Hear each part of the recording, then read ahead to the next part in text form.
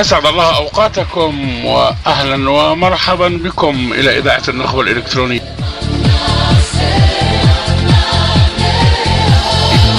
اليوم السبت وسهرة هذا أنا الرمضانية.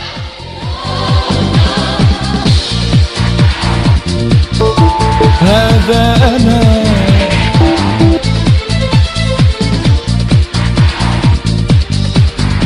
ترقبوا ضيفي يوسف الصبحات أبو غسان.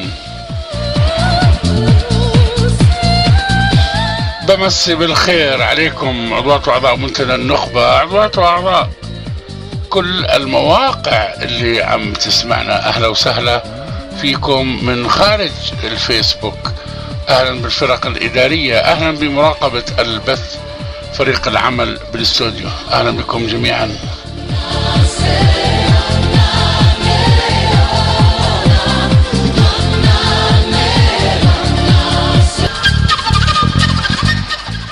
يا هلا وغلا.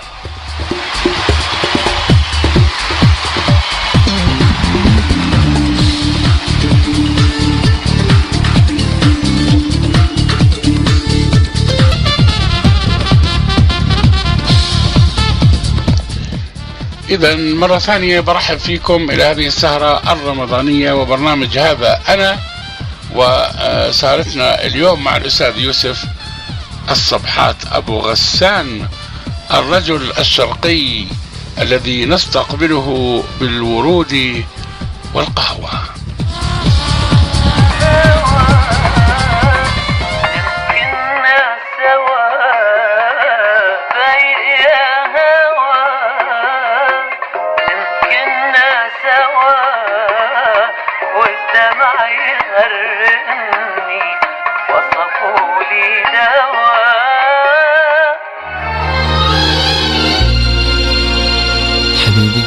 ورد حبيبي وقهوة حبيبي صباح الخير، صباحك ورد وفل ولوز، يا عمري صباح النور، يلا اصحى غنك فيروز.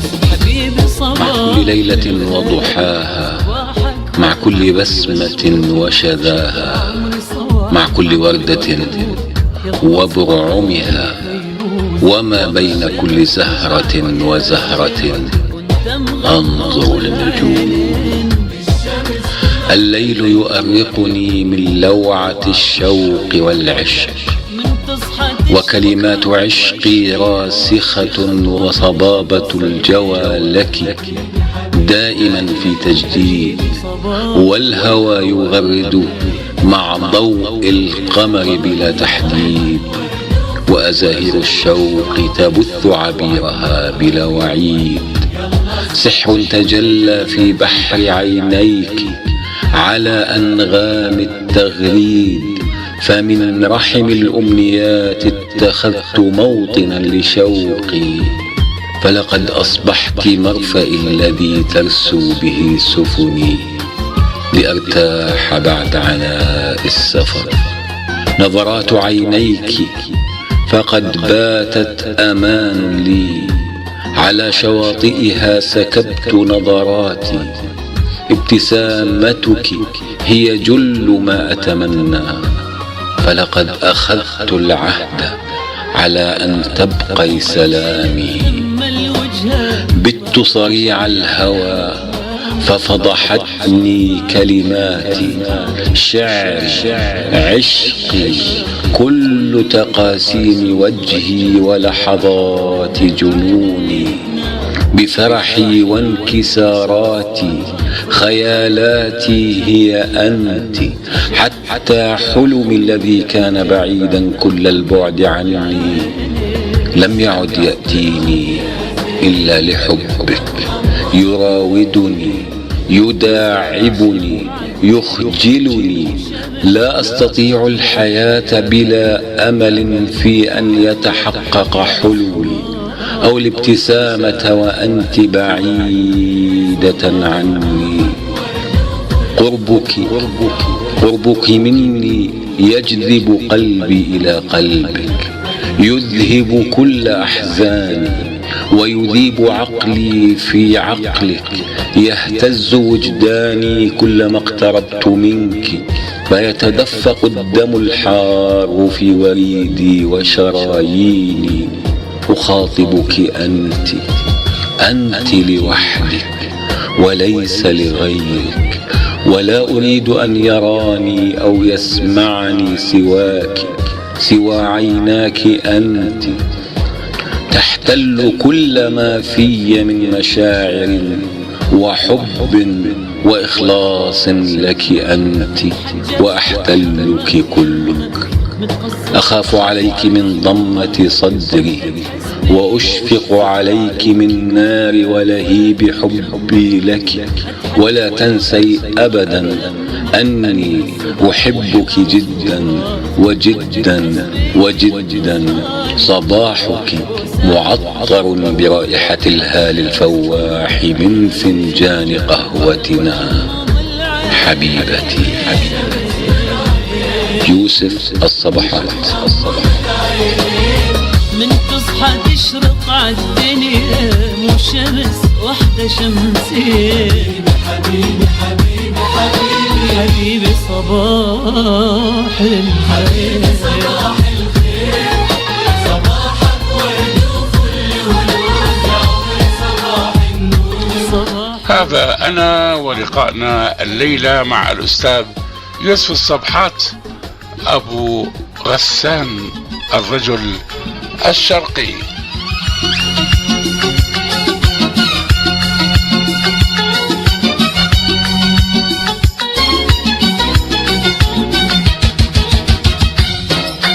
أنا رجل شرقي الهوى، لا يطلب من عشقه أي مردود. يتنسم هواء البيداء، يعزف قوافيها على العود. عاشق لشعاع الشمس، فهو ضوء القمر على الوجود. لم يدخل القلب ولم يكون غيره على العرش وبدون قيود. حبيبتي هي قوة زنوبيا وشموخ كليوباترا بدون جحود. هي كل النساء جميعا طيبة القلب بدون حدود. عيونها محيطات، أمواجها عاتية راسية أشرعتي على شواطئها الخلود. هي من تحرك قافية أشعار، أنثرها من أريجها زخات بلا قيود. فحبي العذري يسترسل بها، ولها أسلمت قلبي بلا عهود.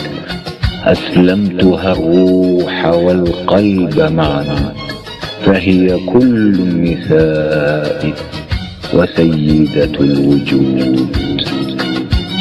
يوسف الصبحات.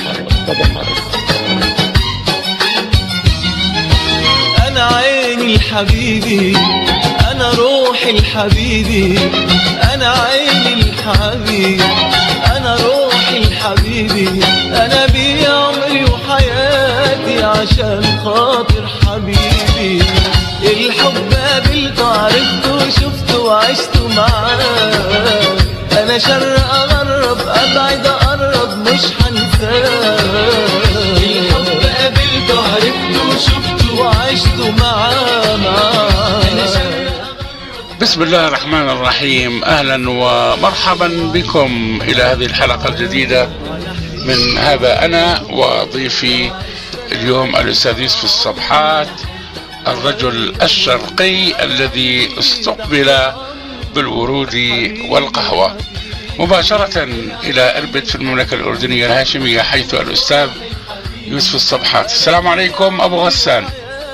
وعليكم السلام ورحمة الله وبركاته. حالينا في أبطالك يا مرحبا بك. رمضان كريم، كل عام وأنتم بألف خير.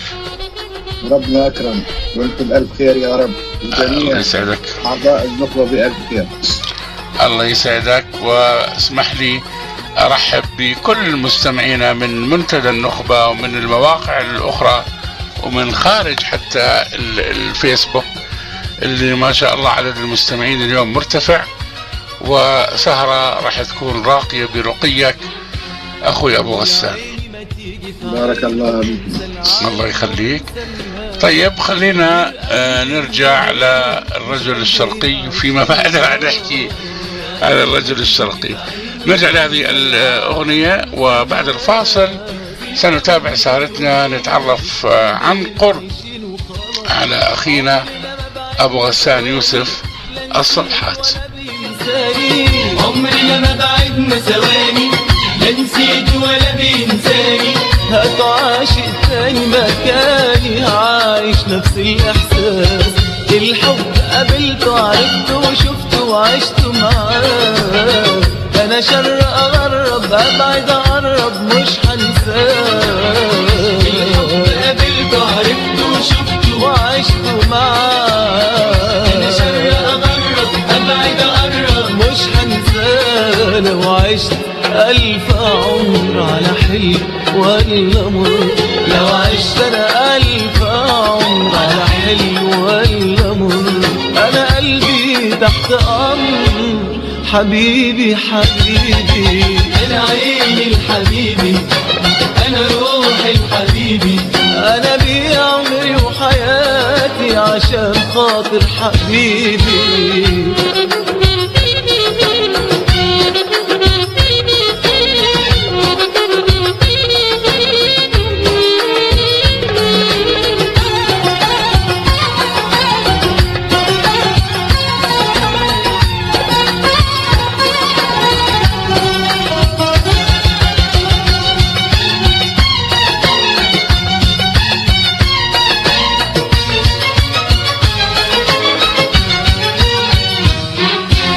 أنا فتحت عليا وقلبي على أيام وعلى ليالي، أنا لو عشت أسقيه من حبي طول العمر شوية عليه، فتحت عليا وقلبي على أيام وعلى ليالي، أنا لو عشت أسقيه من حبي طول العمر شوية عليه، مطرح ما الدنيا تاخدني عمره ما هيفارق حضني، مطرح ما الدنيا تاخدني عمره ما هيفارق حضني، لو عن زماني بعدني مش عارف هعمل ايه، الحب قابلته عرفته وشفته وعشته معاه، انا شر اغرب ابعد اقرب مش هنساه، الحب قابلته عرفته وشفته وعشته معاه، انا شر اغرب ابعد اقرب مش هنساه، لو عشت ألف عمر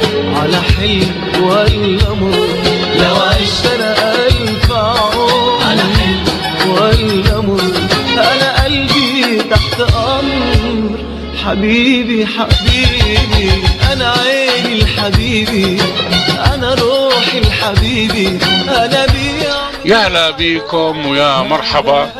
بداية أحلى تحية لحبات التوت اللي هي تبارك ينصر دينك في الشغل اللي هيك تحكمي لي بالدمشق العتيق وخليه يسمع على ذوقك. اهلا وسهلا فيك يا تبارك، واهلا وسهلا فيك عابر الكردي، كل مستمعينا كل المتواجدين معنا على السمع. بدي ارحب باختنا ندى العمر، وبدي ارحب ب هناء عشة، الحمد لله على السلامة. أنا عشة غابت عنا اليومين الماضيين بسبب وعكة صحية، ألف الحمد لله على السلامة يا هنا، أجر وعافية يا رب. طبعا عم بتوافدوا الآن الأعضاء على منتدى النخبة بعد صلاة التراويح، يعني باختلاف الأوقات والمناطق، لذلك احنا راح نبدأ مع أخونا أبو يوسف لما أشوف الكل يكون موجود. وطبعا بحار الآن بالطريق، وشاعرتنا الندى، معظم المهتمين بهذا اللقاء. مع تحياتي لكل المتواجدين الآن معنا، واسمحوا لي أيضا أرحب في فريق مراقبة البث بإدارة سيدة الكلمات، وفريق الاستوديو بإدارة فالح أبو درغام. يا هلا وغلا بالجميع. كيفت تبارك. أيوة معك عمي، معك أنا. أهلا وسهلا فيكم، أهلا بأنمار فؤاد منسي، وأهلا بخالد أبو صالح. مرحبا مديرنا العام الأستاذ المهندس محمد بن علي آل عبد الرحمن، يا مرحبا، يا هلا وغلا فيكم الجميع.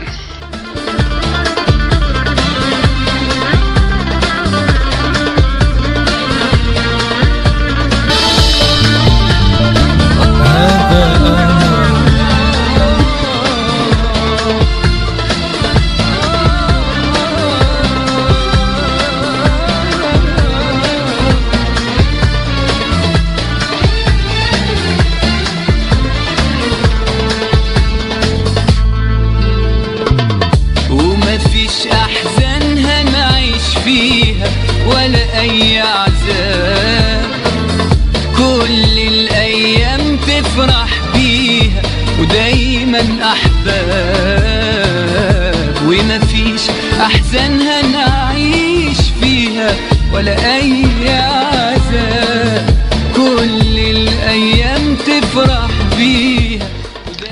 يا مرحبا بكم، أهلا وسهلا بك من جديد أبو غسان.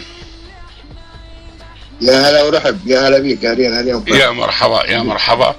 مبسوط جدا انك معنا. صحيح، وابو غسان يعني من الناس اللي انعرفت بسرعة على صفحات منتدى النخبة من خلال طبعا التواصل بالمشاركات والمتابعات والتعليقات. بداية ابو يوسف، وهو السؤال التقليدي، انه نتعرف على غسان، على يوسف الصبحات أبو غسان بطريقتك وبما تريد. تفضل، خلينا نتعرف عليك بالشغلات اللي انت بتحب ايانا نعرفها. يوسف الصبحات رجل من سوريا، والنعم حاليا ساكن في الأردن، لاجئ. نعم. بمدينة إربد ساكن، قريب من أبو فالح، جنبي، جاري حبيبي. نعم. والحمد لله يعني الوضع بسوريا الوضع سيء جدا بسبب الأوضاع الموجودة هناك. لا حول ولا قوة إلا بالله. احنا طبعا تحية لسوريا العروبة وشعب سوريا العظيم، وربنا بإذن الله قريبا سيزيح هذه إن شاء الله، الغمة عن، إن شاء الله ربنا يزيح الغمة عن أهل سوريا جميعا، اللهم آمين. أبو يوسف الصبحات متزوج، عندك أولاد، طبيعة العمل طبعا أنت لاجئ في الأردن. أنا طبعا حصل لي الشرف وإني قابلت حضرتك وتعرفنا عليك عن قرب. خلي أخواننا وأخواتنا الموجودين يعرفوا مين يوسف الصبحات. يوسف الصبحات تولد 1961، متزوج، عندي 5 أولاد، 4 أولاد وبنت، والكل الحمد لله متزوجين. يعني أنا جد من 8 سنوات. ما شاء الله ما شاء الله. إذا الله يبارك لك والله يخلي لك أولادك وأولاد أولادك، إن شاء الله تفرح فيهم الجميع يا أبا يوسف، يا أبا غسان. أبا غسان، الله يبارك في عمرك يا رب، الله يسلمك. برقي الترحيب بيوسف الصبحات من الدكتورة انتصار من منيزة قهوة الصباح، تقول: رغم فارق التوقيت ساهرت لأشارك صديقي الغالي يوسف الصبحات ستار النخبة لهذه الليلة سهرته. تحياتي لك دكتور عامر، تحياتي لكل النخبة، سهرة سعيدة. أشكرك يا دكتورة انتصار، وأبو يوسف معك. أبو غسان بعدين. أبو غسان يلا. تحية للدكتورة انتصار من قريب، وقهوة الصباح طبعا الشاعرة المعروفة، واللي لها ديوان وأنا قرأته كامل بصراحة، وأعتز إني قرأت ديوان لشاعرة مميزة مثل قهوة الصباح. ما شاء الله عليك دكتورة انتصار. طبعا الكل بيعرف الدكتورة انتصار قهوة الصباح من خلال منشوراتها على صفحات منتدى النخبة. أهلا وسهلا بيكي، وفعلا مبسوطين انك معنا، وانا بعرف في مشاكل بمتابعتها للإذاعة بسبب فرق الوقت بيننا وبين ماليزيا حيث تقيم، وهي بالمناسبة أختنا انتصار من ليبيا.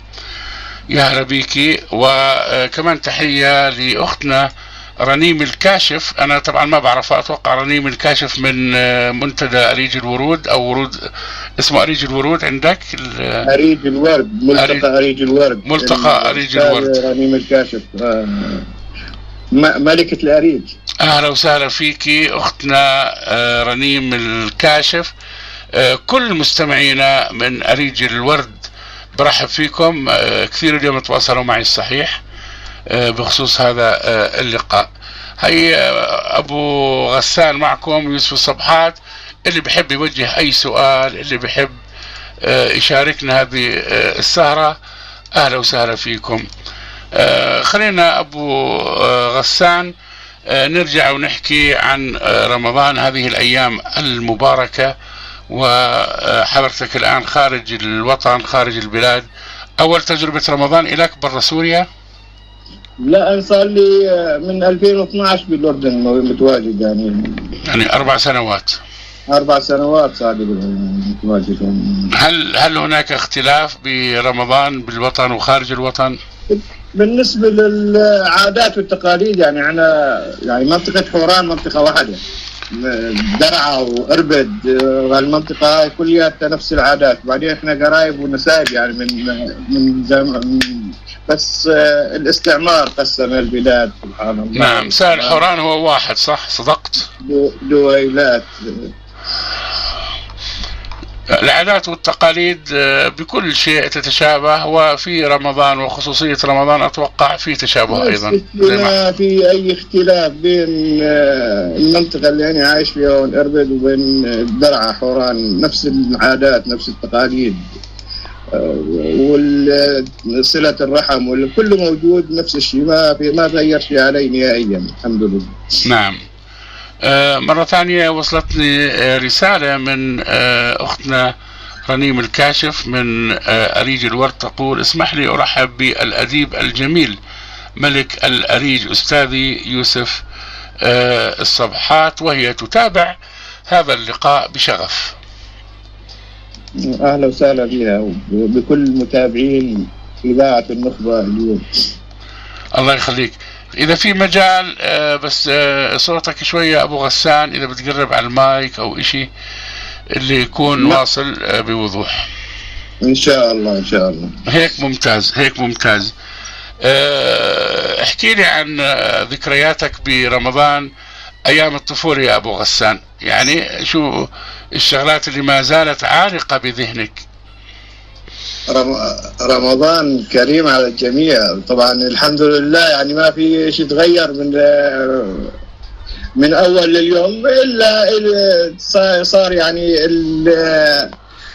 الأكل تطور شوية، يعني كنا على البساطة، على أيام الطفولة بتعرف هذه الأيام كانت غير الأيام هاي. الأيام هاي صارت كلها على نعم الأكلات السريعة مثل ما بقولوا. بالأول كان الأكلات البيت القديمة مثل المنسف، مثل يعني هي بعده المنسف موجود، بس يعني طريقة المنسف صار بالرز بدل البرغل وبالدجاج بدل اللحمة نعم نعم نعم. أما هي إحنا لما كنا أطفال يا أبو غسان، فرحة استقبال رمضان والتحضير حتى للشهر والتزيين ورؤيتنا لروحانيات الشهر والعادات والتقاليد بزيارة الأرحام، وقد يكون أحيانا أو بالعادة يكون كبير العيلة بيعزم أرحامه أول يوم أو خلال الأيام الأولى من الشهر الفضيل. هذه الطقوس اللي كنا نشوفها وإحنا صغار، كيف هيك بتصف لي إياها وشو نعم. كنا ننتظر خارج البيت الأذان، لو بودع الأذان الإفطار. نعم. كنا خارج البيت ننتظره لأنه كان ما في ميكروفون.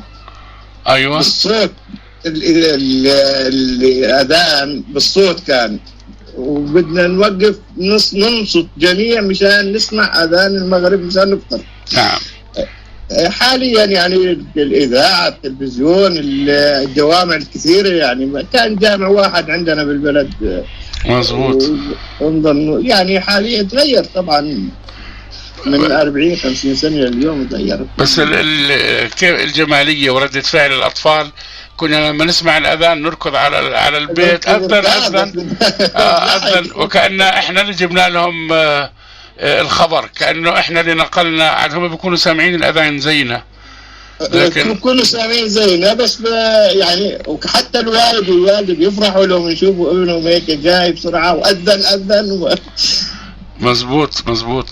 شعورك وانت طفل وانت تشوف زيارات الأرحام والعزايم اللي بتصير برمضان زمان، كيف؟ والله الحمد لله هي هاي اللي تربينا عليها، ان صلة الأرحام طبعا هي صلة الرحم من رب العالمين، يقول صلته من صلة رحمه من صلة الوالدين، والحمد لله يعني تربينا عليها وبعدنا عايشين عليها من صغرنا لحد اليوم، وبعدنا متواصلين يعني إن شاء الله. الحمد لله رب العالمين، الحمد لله. طيب، هو السؤال المطروح أثناء طفولتنا واللي كنا نشوفه برمضان وما زال عالق بالأذهان، هل فعلا موجود هذه الأيام يا أبا غسان؟ والله بالنسبة للأطفال بعده موجود، أما إحنا كتفكيرنا يعني يختلف، يعني طبعا بتفكير الأطفال بعده موجود. الأطفال يعني نفس الشيء. لما نحث الطفل إنه يصوم برمضان، لو يكون عمره 7 سنوات نقول له صوم للعصر، أول يوم، ثاني يوم زيد شوي لحتى يتعود على الصيام. بعده موجود، وبفرح الطفل لو يصوم ويفطر، لو نقول له أذن العصر مثلا افطر هسه.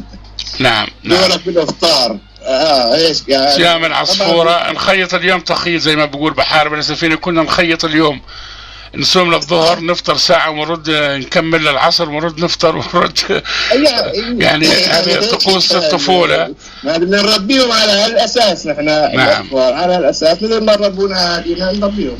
نعم إن شاء الله يا ربي، الله تكون دائما أيام خير وفرج على كل الأمة الإسلامية. طبعا بدي نقول لك تحيات الشيخة سهى عبد الستار، وأنا بحكي لك الاسم وأنت رد. الشيخة سهى بتحييك يا أبو غسان. أهلا وسهلا بالأستاذة سهى عبد الستار، كاتبة معروفة عراقية. يا مرحبا بيكي. طبعا أنا عم بنقول لك السلامات والتحيات الموجودة على صفحة الإذاعة على الفيسبوك، والتي تحمل اسم إذاعة النخبة الإلكترونية، ولك تحية من أحلى مساء مع السيد يوسف الصبحات. كل الاحترام والتقدير سيد أبو غسان من أحمد البردان.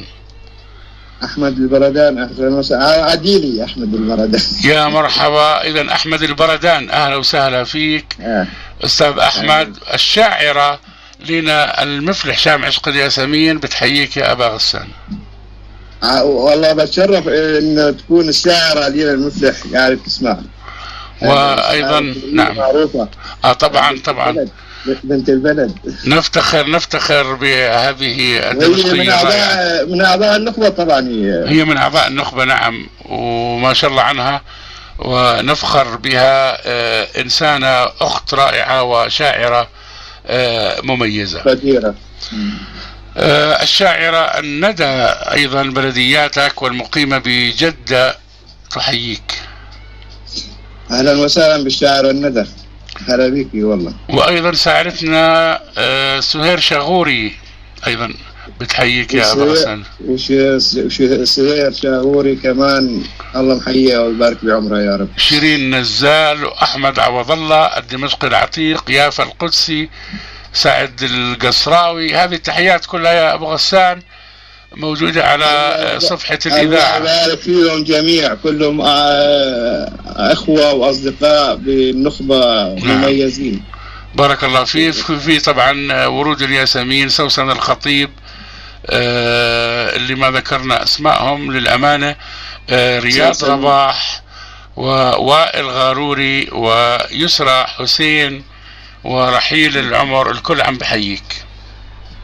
بارك الله بيهم جميعا. أهلا وسهلا بكم. وأخوة يبارك فيك، يبارك بعمرك. شكرا لكم، شكرا على تواصلكم معنا من خلال صفحة الراديو. طيب خليني أبو غسان، وإحنا طبعا راح نبعد عن كل الأمور التقليدية. لقائنا صارتنا مع أخ، وطبعا الكل بيعرفه والكل تعود على اسمه وعلى نشاطه وعلى تواجده معنا، فراح نشيل أي تكلف وأي دبلوماسية وأي أسئلة تقليدية، فراح نأخذ راحتنا. واللي فعلا حابب يشاركنا بإمكانه، إن كان على الخاص وإن كان على صفحات منتدى النخبة أو أريج الورد أو صفحة الراديو، يتفضل. خلينا أشوف هنا الكل عم بيمسي. أهلا وسهلا فيكم الجميع. طبعا بحار بن سفينة وصل قبل قليل. أهلا وسهلا فيك، بقول لك أنرت السهرة صديقي الغالي أبو غسان. يا هلا بيك أبو محمد الغالي. يا مرحبا يا مرحبا. وعامر الكردي الدمشقي العتيق الله يحيي أبو محمد عامر الكردي كمان. طيب، ومشاعرتنا الندى يا مرحبا. بيعتذروا على التأخير. أهلا وسهلا فيكم. احنا أخرنا البرنامج، اتفقت أنا وأخوي يوسف أبو غسان إنه نخليه لبعد 11، وكل سهراتنا راح تكون مثل هيك 11 ونص، على أساس الناس كلها تكون موجودة. بتعرفوا طبيعة رمضان. نعم. أهلا وسهلا فيك أبو غسان. بدي أسألك، وإحنا على مواقع التواصل الاجتماعي على الفيسبوك، منذ متى وأنت تتعامل مع هذه التقنية؟ الفيسبوك والله من سنة 2009 تقريبا بالفيسبوك.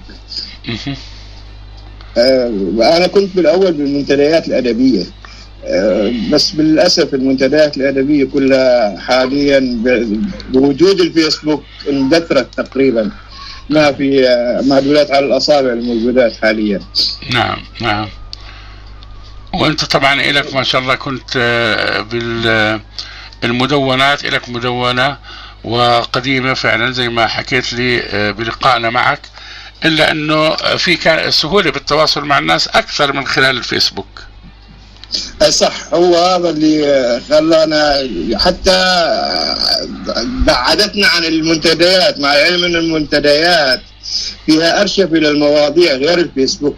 طبعا الفيسبوك بتكتب منشور بعد يومين بتدور عليه بالحلم تلاقيه، بينما المنتديات بترشف حتى على جوجل، بترشف الموضوع تبعك على جوجل. صدقت. واحنا انا عندي موقع مجلة أريج الورد، الحمد لله بأرشف كل المواضيع اللي عندنا بالمجموعة، وحتى الكتابات المميزة لبعض الأعضاء بالنخبة وبمنتديات أخرى على الفيسبوك. نعم. إذا من 2009 تقريبا مع هذه التقنية وخصوصا الفيسبوك، يعني من خلال تعاملاتك وخلال هذه الفترة والتطور اللي صار على الفيس والتطور اللي صار على الناس اللي بيستخدم هذه التقنية، شو بتحكي عن هذه التجربة؟ الفيسبوك عالم مميز، عالم كبير جدا، يعني استعماله ممكن يكون مفيد بدرجة من ناحية جيدة وبشكل عكسي كمان بنفس الوقت. أما الواحد بيقدر الحمد لله إنه ينمي مواهبه من خلال قراءاته للشعراء للأدباء اللي عم يكتبوا بالفيسبوك، واللي بده ينمي هوايته ويقرأ كثير إن شاء الله بتكون هوايته ممتازة، يعني بينميها بشكل من خلال قراءته. فرصة، يعني فرصة هون للتنمية وتطوير، خصوصا إخواننا اللي مهتمين بالكتابة. يعني احنا الحمد لله، أنا ما بقول عن نفسي شاعر، أنا هاوي للكتابة فقط لا غير، مش شاعر ولا كاتب. احنا قلنا على الطبيعة خلينا نحكي. يعني بكتب بس يعني بكتب ورد وقهوة، بكتب إلي كتابات غزلية، إلي نعم. كتابات عن الوطن. الحمد لله الحمد لله. وأنت كنت قد أعلنت أكثر من مرة أخي يوسف، إن كان على صفحات منتدى النخبة وإن كان على صفحتك، أنك لست شاعرا وأنك مستعد للنقد الأدبي. نعم نعم. وهذا كان يعني عن جد انشرحت صدورنا إلى هذه النوعية من التفكير، وأنت نشرت هذا صراحة. نعم. يعني مستعد لأي نقد. حتى من فترة الأستاذ أبو محمد دمشق العتيق نعم حكاني على الخاص، قال لي بلاش تكرر كلمات من خلال منشورك. يعني طبعا كل أبو محمد صديق عزيز وأنا بحترم رأيه وتقبلت رأيه بكل صدر رحب، وإن شاء الله هنغير يعني حنكون كتاباتنا إن شاء الله يا رب. هذه من فوائد التواصل الاجتماعي الإيجابي، خلينا نقول حتى التواصل الأدبي والثقافي، إنه الكل عم بتواصل، عم بيبدي رأيه للآخر للتطوير وليس للتجريح. وطبعا أخونا عامر الكردي الدمشقي العتيق من الأقلام المميزة من الحضور النشط في المنتديات، وخصوصا عندنا في منتدى النخبة. أنا كنت بدي أسأل، أنت تقول أنا لست شاعرا ولا كاتبا إنما أنا هاون، كنت بدي أقول تحت أي مسمى بإمكانك تصنف نفسك الآن بعد هذه الخبرة، خلينا نقول 6 أو 7 سنوات على مواقع التواصل الاجتماعي، التصنيف؟ يعني نعم. الورد وقهوة هذا يعني عندي شيء 70-75 فنجان. كتاباتي غزلية أكثر شيء يعني وبكتب عن الوطن، يعني عندي شيء 40-50 منشور عن الوطن، أما كتاباتي أكثر غزلية. نعم.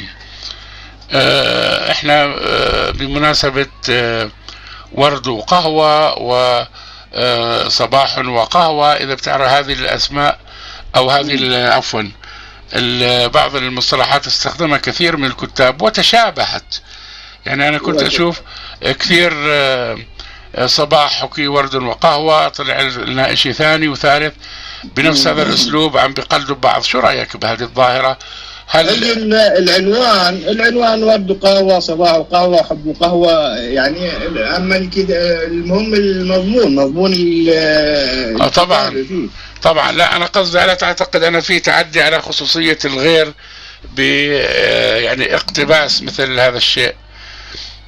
ما هو يعني هو الكتاب الصباحي، يعني إذا ما كانت فنجان قهوة يا أستاذ نعم بتكون لذيذة عند الفجر، السكون هادي، يعني هاي كذا. ورد وقهوة عنوانه، يعني بكتبها صار لي بيطلع أكثر من 5 سنوات يعني، بس بشكل خفيف يعني كل أسبوع أسبوعين شهر بكتب لي فنجان.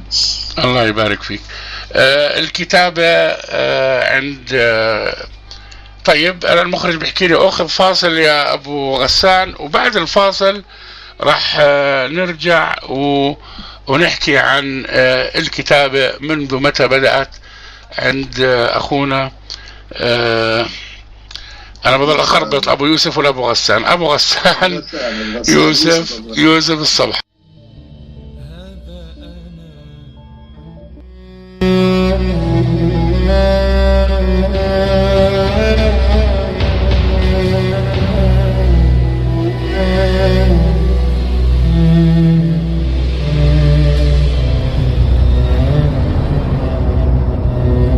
يا فاهمني يا قاريني هذا أنا عيوني، يا سامعني يا واصل فكري وظنوني، أحبك حب فوق العين وفوق القلب دنيا، وحبك ابتدى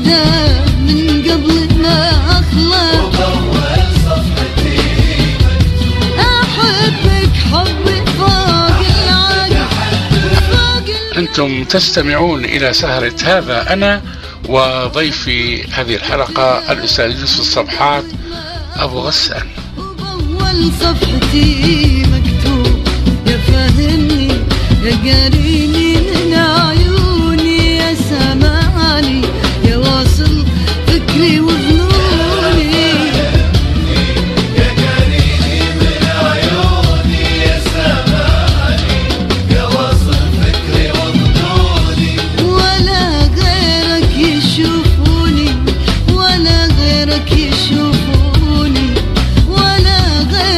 يشوفوني ولا غيرك يشوفوني أنا الثاني أنا المسجون ورقنا الرضا حب وجنون أحبك فوق العين وفوق القلب دنيا القلوب وحبك ابتدى قبل ما أخلق وأول صفحتي